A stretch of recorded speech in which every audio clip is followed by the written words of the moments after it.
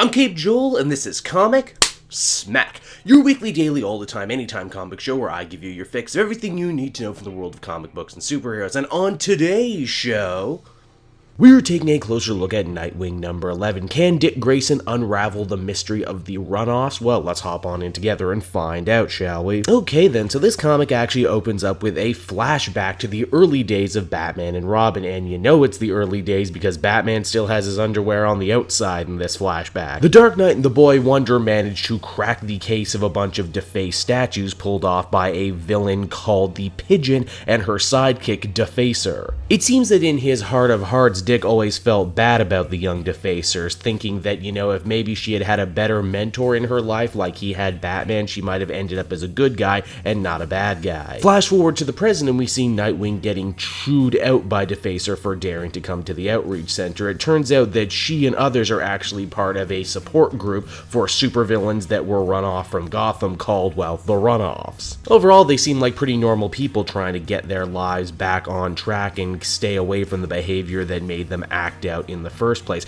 Gorilla Grim was one of their members, and Nightwing is trying to get to the bottom of the whole murder rap that seemed to be hanging over his head. It's unfortunate, though, that the Runoffs aren't really helpful to him. They don't really like the whole cape and cowl scene, and they especially don't like the former sidekick of Batman. They're actually terrified of him, and that makes Nightwing feel really bad. He wanted to be a hero to help people, not make them scared. That's, as far as he's concerned, a really Batman thing, and part of moving to Bloodhaven is to do things different than Batman. Dick hits the street in his civilian costume to try and find out as much as he can about the dirty underbelly of Bloodhaven. With the help of a hooker that Gorilla Grim frequented, Dick is able to slowly but surely unravel that there is indeed something fishy about Grim being taken down the way he was, especially when it seems that all the security footage from around the area is missing. Dick decides that if he's going to follow up on this investigation any further, Nightwing is going to need to get the help of the Runoffs on his side, and also, you know, he'd kind of like to meet Defacer again. As he put it, he doesn't know what it says about him psychologically, but hey, getting yelled at by a woman in a supervillain costume